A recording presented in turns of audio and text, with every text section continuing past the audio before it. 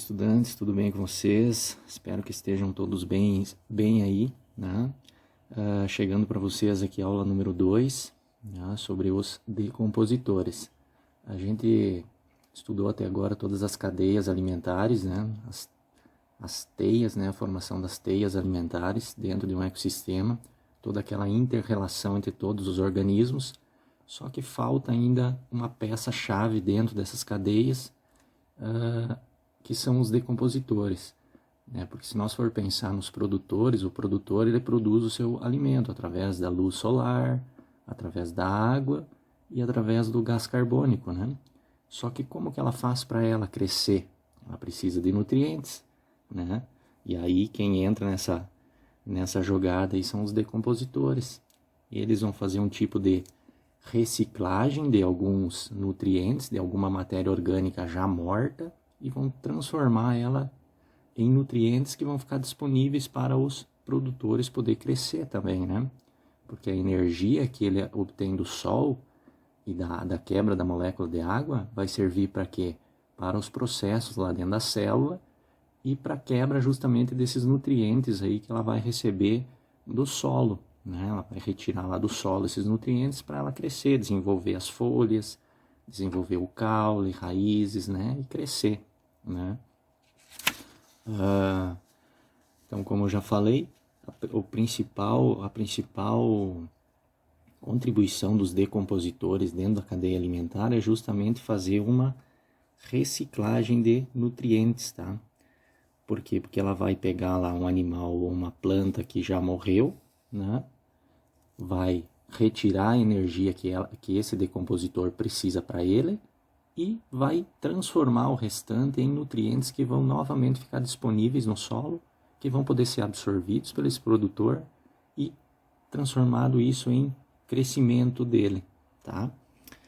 Além de plantas e animais mortos, esses decompositores eles também fazem a decomposição de fezes e de urina também, né? Quem mora no interior ou quem já teve a possibilidade de ir para o interior, andar lá nos potreiros, né, de vaca lá, já viu essa cena aqui, ó, né? O que está acontecendo aqui, ó? Toda essa parte mais escura aqui, o que é isso aqui? Fezes de um animal, né? Uma vaca, pode ser, né? Lá no campo, as fezes dela, né? O estrume da vaca, né? Que a gente chama. E o que a gente pode perceber aqui também? Aonde que a gente vê, ou peço para vocês aí, dar uma olhada nisso aqui e tenta descobrir onde que está o decompositor aqui. Sim, né? É esse cidadão aqui. O nome disso aqui é como? É fungo, tá? Nesse caso aqui é um cogumelo, né? Esse cogumelo aqui, toda essa parte que a gente vê aqui, é só a parte reprodutiva dele, né? O fungo mesmo, ele tá agindo aqui dentro, né? Todas as hifas dele, que são tipo umas raizinhas, já tá todo aqui dentro. Ou seja, ele tá fazendo já o processo de decomposição dessas fezes aqui, né? Ele vai utilizar a energia para ele poder se reproduzir, e o restante ele vai devolver para o solo em forma de nutrientes, em forma de potássio, em forma de fósforo, né? Vai devolver tudo lá, que vai ser utilizado por quem? Por esse produtor aqui, ó, né? Nesse capim aqui que está aqui. Esse capim vai utilizar todos esses nutrientes que estão sendo disponibilizados para ele no solo para poder crescer e aí sim dar sequência lá na nossa cadeia alimentar, né? Então, além de animais e plantas mortas, ele também decompõe fezes e urina, tá certo? Esse processo é importante porque então permite, claro, que os nutrientes retornem ao meio abiótico. Lembra o que é meio abiótico? O que é o meio abiótico? Meio abiótico é aquele que não tem vida, né? Aquele que não tem vida, ou seja, o solo, né? Então vai retornar os nutrientes para onde? Para o meio abiótico, para o solo. Vai ficar disponível no ambiente para que os produtores consigam retirar esses nutrientes que vão servir para ele crescer, para ele se reproduzir, né? Certo? Os decompositores, se nós for pensar numa certa hierarquia dentro da cadeia alimentar, ele está no mesmo patamar o quê? Dos produtores e consumidores. Até agora na cadeia a gente estudou o quê? Que tem produtores e que tem consumidores, né? Que são quem? Que os níveis tróficos, né? O nível trófico produtor, o nível trófico consumidor. E a partir de agora a gente coloca mais um aqui, que é os decompositores também. Então a gente vai ter quem aqui? Os produtores, aqueles que produzem o seu alimento, os consumidores e também os decompositores. Quem faz parte desses grupos aí? O grupo dos produtores aqui do nível trófico de produtor são as plantas, algas, capim, árvore, né? Todos aqueles organismos que de fato produzem o seu alimento através de um processo chamado de fotossíntese, né? Que vai utilizar basicamente três produtos para transformar ele em energia para ela, né? Para esse organismo aqui, tá? Os consumidores são quem? Lembram? Nós temos os herbívoros, aqueles que só se alimentam de produtores. Nós temos os carnívoros e nós temos também os onívoros, né? Que se alimentam de consumidores e produtores. E os decompositores são quem? Os principais decompositores do nosso meio são quem? As bactérias e os fungos, que a gente viu ali em cima, ali naquela foto, em cima do estrume de vaca, né? Um dos principais fungos que a gente sempre vai lembrar é justamente o cogumelo, tá? Cogumelo, então, é um fungo, e as bactérias que já são microscópicas, que já é mais difícil de ver elas, né? No ambiente, certo? Então, faltava essa peça aqui para nós completar a nossa cadeia alimentar, que são os decompositores, certo? Pois bem, o processo de decomposição, gente, ele precisa de 3 fatores básicos para acontecer, que sem esses fatores aqui, dificilmente ela vai acontecer ou ela vai acontecer de uma forma muito lenta, né? Pensem aí, vocês conseguem imaginar quais são esses 3 fatores que precisa necessariamente para ocorrer a decomposição? Pensem aí um pouquinho.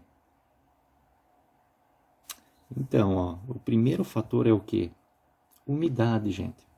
Água, né? Tem que ter umidade no ambiente para que esse processo de decomposição ocorra, né? Por quê? Porque a água ela vai garantir o quê? A proliferação, a reprodução, a multiplicação dos decompositores. Sem água lá, o fungo provavelmente ele vai morrer, né? Aquele cogumelo, se não tiver água para ele lá, umidade, ele não vai conseguir se desenvolver, se reproduzir, né? E ele vai acabar não fazendo essa função dele de decompor aquele material que ele tá decompondo, né? Então, a umidade garante a proliferação dos micro-organismos. A gente percebe isso aqui, a gente também utiliza no nosso dia a dia isso aqui. Se tu for pensar lá, não sei se vocês já viram, por exemplo, a carne de sol, que eles falam, né? Que é carne seca, né? Ele pega a carne fica fora da geladeira. O que eles tiram da carne para manter ela por mais tempo? Eles tiram a umidade, eles colocam sal na carne, né? O sal vai retirar a umidade e vai deixá-la seca, né? Essa secura, essa falta de umidade vai fazer com que as bactérias e os fungos não consigam decompor aquela carne, né? E ela vai durar por mais tempo, né? Os antigos, né? O pessoal, antes de ter geladeira, de ter outros métodos aí de conservação, eles faziam dessa forma aí, retiravam a umidade e aí ela conseguia se manter por mais tempo aí sem o processo de decomposição. Outro fator aqui importante é o que?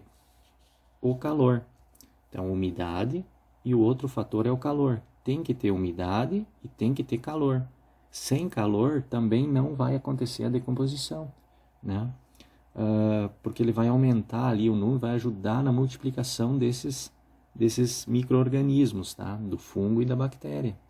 Aqui a gente consegue perceber isso aonde? No nosso dia a dia. A gente, quando quer conservar um alimento, o que a gente faz? Ou a gente vai retirar a umidade dele, no caso lá da carne seca que eu falei, ou você vai pegar a carne e vai fazer o que com ela? Provavelmente você vai colocar ela dentro da geladeira, você vai congelar ela, você vai retirar o calor que tem, né? Porque a geladeira ela vai resfriar e aí você está tirando esse outro fator aqui. Você tirou o calor, né? Esse processo de decomposição não vai acontecer. Né? Você pode pegar lá uma carne, deixar uma carne fora da geladeira e uma carne você congela. Qual que vai entrar em decomposição primeiro? Provavelmente aquela que está fora da geladeira, né? Porque daí lá fora ela vai ter o calor necessário para continuar o processo microscópico de decomposição. Tá? Então lá fora os agentes decompositores, que são os fungos e as bactérias, vão conseguir decompor aquele material. Tá bom? O próximo fator dos três aí é o oxigênio. Precisa ter oxigênio para ter o processo de decomposição. Tá? Aonde que a gente vê no nosso dia a dia a retirada de oxigênio para conservação? Quando a gente compra algum alimento a vácuo, né? A maioria dos alimentos são a vácuo, né? Você vai comprar café, ele vai estar a vácuo, né? O que é o vácuo? É você tirar o oxigênio dele. Se não tem o oxigênio, não vai ter a decomposição desse material. Caixa de leite, né? O leite, por exemplo, por que ele se conserva fora da geladeira? Né? Se fosse pegar o leite e tirar da vaca e deixar lá no tempo, provavelmente ele ia estragar, né? Ele ia entrar em decomposição. Mas a caixa de leite faz o quê? Retira todo o oxigênio e aí a gente consegue manter esse alimento por mais tempo, né? E vários outros alimentos também a gente consegue ver isso aqui. Né? Tem carnes, o bacon, né? Quando você compra o bacon lá no mercado, ele está fora da geladeira, né? Por quê? Porque ele está a vácuo, né? Ele está embalado a vácuo e aí você tirou o oxigênio daquele ambiente e a decomposição ela não vai ocorrer por esse motivo, tá? Então esses três fatores aqui são muito importantes, ó. Não é um por vez, né? Você tem os três fatores aqui, você está no ambiente, você tem umidade no ambiente, você tem o calor, mas você não tem oxigênio, não vai ocorrer a decomposição. Qualquer um dos três fatores que você retira daquele material vai fazer com que ele seja conservado por mais tempo, ou seja, não vai ocorrer a decomposição, né? Outro lugar que a gente encontra isso bem nítido são alguns animais, né, que eles encontram lá nas geleiras. O animal foi encontrado quase que intacto lá dentro do gelo. Por quê? Porque se retirou o calor, né? Dentro do gelo tem umidade, tem oxigênio, provavelmente, mas retirou-se o calor, ele se conserva por mais tempo, tá bom? Então, qualquer um desses três fatores que você retira dessa conta, digamos assim, você não está possibilitando a decomposição daquele material, tá bom? Então, os três fatores básicos aí da decomposição são umidade, calor e oxigênio. Tem que ter os três juntos para que ocorra a decomposição, tá bom? E aqui tá falando justamente isso aí, ó. Quando algum dos componentes não está disponível, o processo de decomposição torna-se lento, né? Pode demorar muito mais tempo. O que ocorreria para decompor um animal seria, sei lá, uma semana. Se você retira o calor dele, esse processo vai ocorrer em 10 anos, em 20 anos, né? Vai demorar muito mais, ou pode também não ocorrer, né? Que é o mais visível, né? Que não vai ocorrer a decomposição daquilo ali, né? Fósseis, né? O que são fósseis? São aqueles materiais que são encontrados, né? Depois de milhões de anos, os caras acham lá uma parte de um animal, né? Que são os fósseis. Então, por quê? Porque ele estava conservado em algum local que foi retirado algum desses fatores aqui, né? Geleiras, ou nas profundezas da terra, né, onde lá não tem muito oxigênio, né? Então essa decomposição ela vai ser muito mais lenta. A geladeira que a gente tem, né? Por que os alimentos a gente coloca na geladeira? Para ele durar mais tempo. Uma fruta, se você deixa uma maçã fora da geladeira, em 15 dias talvez ela vá entrar em decomposição, porque ali vai estar agindo o quê? Bactérias, fungos, né? Agora, se tu coloca lá na geladeira, você está retirando um daqueles fatores, que é o calor, você vai conseguir conservá-la por mais tempo. O próprio sal, né, na carne de sol, na carne seca, né, que eles falam, eles retiram o quê? Estão retirando a umidade daquele material e impossibilitando que esse material entre em decomposição, tá certo? E quem de fato são esses decompositores? Quem são os principais decompositores que a gente tem? São as bactérias e os fungos, tá? Sempre que você falar, os decompositores, você tem que pensar em bactérias e fungos. Eles são os principais decompositores do meio. Então, a gente sempre fala que as bactérias são ruins, né? Na verdade, se não tivesse bactérias, nós provavelmente talvez não teríamos alimento, né? Porque tudo começa aqui, né? Ela que vai decompor aquele material morto, vai transformar isso em nutrientes para que o produtor, né, consuma esses nutrientes, e do produtor você já sabe lá todo o processo da cadeia alimentar, né? Vai servir de alimento para o consumidor e vai chegar até nós esse alimento para nós sobreviver, né? Mesma coisa com os fungos aí, tá bom? Quem são os fungos, então? A gente tem vários exemplos de fungos aqui, né? A gente tem bolores, orelha de pau, cogumelo, que é o mais conhecido nosso, né? Que é aquele do desenho lá em cima do estrume de vaca, né? Que é o cogumelo, leveduras, né? Aqui eu tenho 2 desenhos aqui, ó. Talvez você não lembre ou já viu na tua casa e não saiba que aquilo ali é um fungo, tá? O pão, né? Acontece muito isso aqui, né? Acontece, deixou o pão ali muito tempo ali dentro do saquinho. O que vai ter lá dentro do saquinho? Vai ter o oxigênio que ele precisa, vai ter um certo calor lá dentro, né? E vai ter muita umidade do próprio pão. E isso vai ser propício para que ocorra a reprodução, a proliferação desses fungos aqui. Esse fungo específico que está por cima aqui do pão aqui são os bolores. São os bolores, que é um tipo de fungo, né? A gente consegue perceber os bolores também em frutas, né? Fruta, quando ela fica muito tempo fora da conservação, da geladeira, ela começa a acontecer isso aqui. Quem tem uma planta que tenha uma árvore frutífera em casa percebe isso também.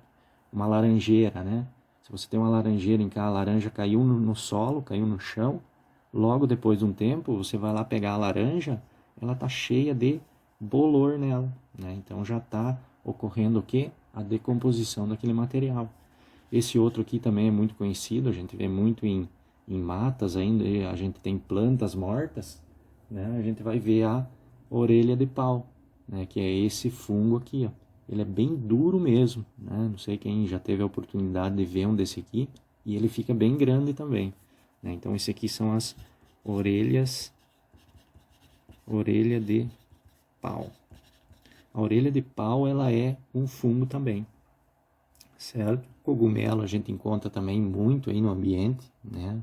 Acho que o mais que a gente encontra, né, no ambiente aí nas matas são os cogumelos, e as leveduras a gente encontra em processos, por exemplo, de fabricação de vinho, né, onde há fermentação de alguma coisa, né, do pão, né? A gente tem a questão das leveduras, da cerveja, né? A cerveja também vai leveduras, então a gente utiliza eles para nós também, né? Então eles são muito importantes aí para a nossa produção de alimentos, certo?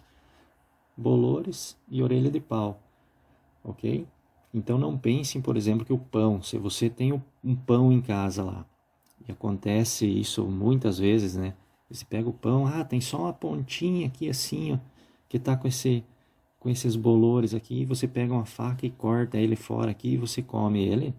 Na verdade, isso aqui que você está vendo em cima aqui do pão é só a parte reprodutiva dele. O pão, mesmo que tenha só um pontinho lá de bolor, dentro do pão já está cheio de fungo, né? Imaginem lá, você tem o pão aqui, né? A casquinha do pão tem só um pouquinho lá de bolor, mas dentro lá do pão já está infestado de hifas desse fungo aí, que é como se fossem umas raizinhas ali. Ele vai, daí forma em cima aqui essa parte visível, que é a parte reprodutiva, mas dentro ele já está totalmente consumido por esse fungo aí. Então tem que tomar um pouco de cuidado. Muitos fungos podem não fazer nada, você vai comer e não vai te fazer nada, mas alguns deles podem te causar problemas aí, né? A gente tem isso bem visível nos cogumelos, né? A gente consegue comer, né? Consegue consumir alguns fungos, né, que é o champignon que a gente compra no mercado, que é aquele que vai em pizza, vai em estrogonofe, aquilo é um fungo que a gente está comendo, né? Mas tem alguns cogumelos que são totalmente nocivos à nossa saúde, que se você consumir você pode até morrer, né? Dada a gravidade aí das toxinas que ele tem, tá certo? O outro grupo aqui de decompositores são quem? São as bactérias. Só que as bactérias é mais difícil de você ver elas, né? Por quê? Porque elas são microscópicas. Microscópicas quer dizer o quê? Que elas são visíveis apenas no microscópio. No microscópio. Elas são muito pequenas, né? E geralmente quando tem ação de bactérias, a gente sente um cheiro, um odor muito forte, né? Lá um animal em decomposição, lá morreu lá um cachorro aí, e ele ficou no tempo, o cheiro é muito forte. Quer dizer, o que isso evidencia para mim? Que está tendo um ataque de bactérias nela, né? As bactérias estão fazendo a reciclagem daquele material morto e transformando em nutrientes, né? Juntamente com os fungos, pode ter fungo e bactéria agindo aqui, por exemplo, nesse pão, pode ter os fungos aqui que são visíveis, mas invisível aqui pode estar as bactérias agindo também, tá certo? Então, bactérias geralmente elas causam aí um mau cheiro, tá? Quando tem muito mau cheiro, provavelmente tem bactérias agindo naquilo ali, tá? Uma coisa que sempre vem à tona quando a gente fala dos decompositores, a gente pensa lá no urubu, na minhoca, né? No besouro, nesses organismos aí. E esses organismos eles são chamados de detritívoros. O que é um organismo detritívoro? Ele se alimenta de restos de outros, né? Ou seja, morreu lá um boi, né? O que você vai perceber lá? Vai perceber a ação, por exemplo, de urubu. O urubu vai vir, vai se alimentar daquela carniça, né? Daquele animal morto. Só que ele não pode ser chamado de decompositor, mas ele pode ser chamado de facilitador da decomposição. Por que ele é um facilitador? Olha o tamanho, por exemplo, que é um boi. O boi morreu. Se fosse ter ação somente de bactérias e fungos ali naquele boi, olha quanto tempo ia levar até tudo aquilo ali se decompor, né? Então a gente tem alguns animais que são chamados de detritívoros. Eles podem também ser chamados de carniceiro, saprófago, necrófago, tá? Esses organismos aí, eles vão lá, vão consumir pedaços, fragmentos, vão arrancando esses pedaços e vão diminuindo o tamanho daquele material, né? Então isso, por esse motivo, eles são chamados de facilitadores. Ele vai facilitar a ação das bactérias e dos fungos, né? Vai aumentar a velocidade dessa decomposição, tá bom? Então a gente tem vários exemplos aí, besouro, minhoca, urubu, o tatuzinho, aquele de jardim, outros animaizinhos pequenos que se alimentam de matéria morta, larva de mosca, né? Então temos vários exemplos aí, né? As 3 fotos que eu tenho aqui, né? Temos um urubu aqui, né? Aqui a gente tem um animal morto, aqui um peixe, né? As minhocas, né? As minhocas também se alimentam de restos, né? Se uma planta morre, a minhoca ela vai se alimentar daquele resto da planta, né? Então ela vai ir destruindo aquela planta em fragmentos menores e vai facilitando a ação das bactérias e dos fungos, tá? E o besouro também, né? Tem o besouro rola bosta, né? Que eles chamam, né? E ele vai fazer também essa fragmentação, principalmente de fezes, né? E materiais mortos já de plantas, tá? Então, não esqueçam, né? Um animal facilitador de decomposição, que é o urubu, as minhocas e os besouros, eles não são, de fato, decompositores. Os decompositores são quem? Os fungos e as bactérias. Agora, o urubu, ele não consegue se alimentar daquela matéria morta e transformar isso em nutrientes para os produtores, tá? Então, eles não são considerados decompositores, mas sim facilitadores dessa decomposição. Okay? Então, quando você vê lá um organismo detritívoro, ele se alimenta de matéria morta, tá bom? Falou em detritívoro, se alimenta de matéria morta, mas não necessariamente é um decompositor, tá certo? Nossa última etapa aqui, então, vamos dar uma olhada como que ficaria a nossa cadeia alimentar se nós colocássemos aí os decompositores. Olha como ela fica diferente não tão, mas entraria nessa nossa receita aqui, quem? Os decompositores, que está aqui representado por esse cogumelo aqui, né? E também poderia ter aqui várias bactérias. Então, os decompositores são os fungos e as bactérias. Certo? Fungos e bactérias são os decompositores. Se nós tomarmos aqui, ó, o produtor, lembra? O produtor, através de um processo chamado de fotossíntese, que nós vamos estudar mais para frente, mas só para adiantar para vocês aqui, ó, a fotossíntese ela precisa de 3 fatores para ocorrer, né? Ela vai precisar do quê? De luz, né? Pode ser luz solar, luz artificial, tanto faz, mas tem que ter a presença de luz. Ela precisa ter a presença de água e precisa ter a presença de gás carbônico, que é o CO2, tá? Esses 3 fatores são necessários para que ocorra a fotossíntese, tá? Ou seja, a obtenção de energia dos produtores é através desses 3 fatores aqui. Então, aqui está representando a energia, a luz solar, né? Vai possibilitar com que esse produtor transforme isso em energia para ela, né? E aí vocês lembram do fluxo de energia da cadeia alimentar, né? O animal consumidor, o organismo consumidor, ele vai se alimentar, vai se apropriar da energia que o produtor produziu para ele, certo? Então, através da luz, da água e do CO2, o produtor produz a sua energia. Essa energia é repassada para o consumidor. O consumidor, né, nesse caso, ele vai chegar um momento que ele vai morrer de alguma maneira, ou ele vai ser morto, ou ele vai morrer de causas naturais, né? Então vai acontecer, em algum momento da vida dele vai acontecer isso. E aí quem entra nessa receita são quem? Os decompositores. O decompositor vai tirar a energia dele da onde? Dos restos de algum organismo. Seja ele um consumidor, e olha aqui, ó, o fluxo também está saindo do quê?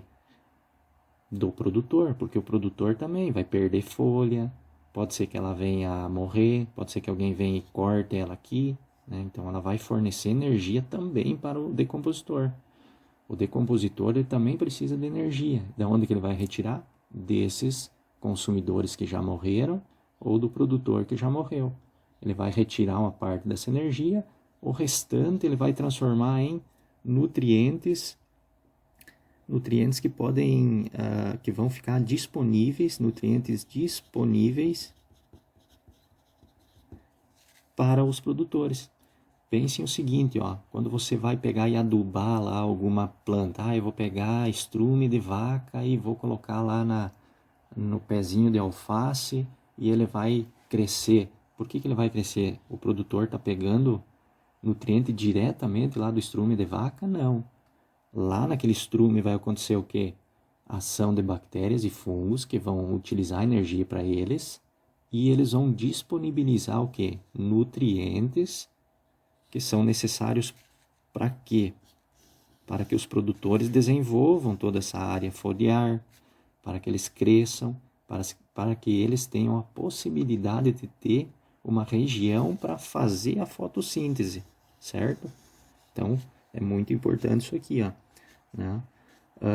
Olha a sequência, né? O produtor produz, passa para um consumidor, o consumidor passa para o decompositor e o decompositor devolve para o produtor em forma de nutrientes, né? Então virou o que aqui? Um ciclo que, se nós tirarmos o decompositor daqui, provavelmente o produtor aqui vai sofrer alguma coisa, né?